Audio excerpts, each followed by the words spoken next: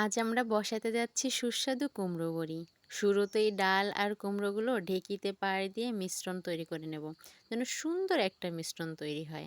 Hello বন্ধুরা, একটু ধৈর্য ধরে দেখো, কারণ হাতে বানানো পারফেক্ট কুমড়ো বড়ির স্বাদ অনেক টেস্টি। আসসালামু আলাইকুম, সবাই কেমন আছেন? নিশ্চয়ই অনেক ভালো আছেন।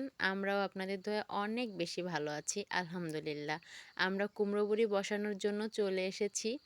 তো প্রথমে আমাদের কুমড়োর বড়িটা বানানোর জন্য যে ডোটা তৈরি করতে হবে, সেই ডোটা আম্মু খুব সুন্দর করে হাতের সাহায্যে মাখিয়ে মাখিয়ে মাখিয়ে মাখিয়ে ডোটা তৈরি করে নিচ্ছে। এই ডোটা যত বেশি ভালো মাখানো হবে, বড়িটা তত বেশি স্বাদ হবে। আর এই যে এখানে বড়িগুলো বসানো হচ্ছে, আমাদেরকে হেল্প করার জন্য মাশাআল্লাহ অনেক মানুষ আছে। গ্রামের কাজগুলো আসলে এইভাবেই ভাগাভাগি করে করা হয়। আর আমি বড়িগুলো খুব ভালো একটা বসাতে পারি না, তাই আর বসাচ্ছিলাম না। প্রথমে একটু চেষ্টা করেছিলাম আর কি। আমাদের বড়ি বসাতে বসাতে কিন্তু দুপুর গড়িয়ে গেছে। আমরা দুপুরে কোনো রকম খাওয়া দাওয়া করে বিকালের পরিবেশটা এখন এই যে জারিফ আর তার দাদু উঠান ঝাড় দিচ্ছে। আমাদের বাড়িতে একটা বিষয় নিয়ে কয়েকদিন ধরে দ্বন্দ্ব চলতেছে যে আব্বু ছাগল পোষে, যেটা আম্মু পছন্দ করে না। ছাগল পোষার জন্য তার বারবার প্রত্যেক দিন ৮ থেকে ১০ বার উঠান ঝাড় দিতে হয়। এটা আমাকে কমপ্লেন করলো, তাই আমি তাদের কাজটা ভাগাভাগি করে দিলাম। আব্বুও সাথে মাঝে মাঝে ঝাড় দেবে আর আম্মুও ঝাড় দেবে, যাতে কোনো রকমের সমস্যা না হয়। কারণ আব্বু সে ছাগল পোষবেই, এটা তাকে কোনোভাবেই বন্ধ করানো যাবে না। আর এখানে আমাদের বাড়ির ছেলেমেয়েরা খেলা করতেছিল।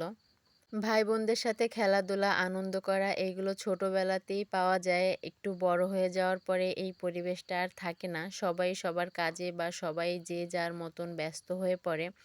এদের দেখে মাঝে মাঝে ভাবি, ইস, আমি যদি আবারও কখনো ছোট হয়ে যেতে পারতাম, কতই না ভালো হতো।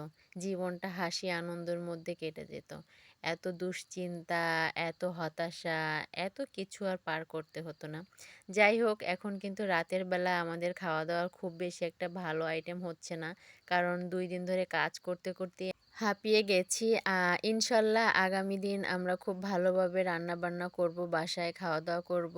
আর আজকে আমাদের ভিডিওটা এখানেই। কেমন লাগলো অবশ্যই জানাবেন। সবাই ভালো থাকবেন, সুস্থ থাকবেন। আর আমাদের বড়ি বানানোটা আপনাদের কেমন লেগেছে অবশ্যই, অবশ্যই জানাবেন। আর ভালো লাগলে অবশ্যই পাশে থাকবেন।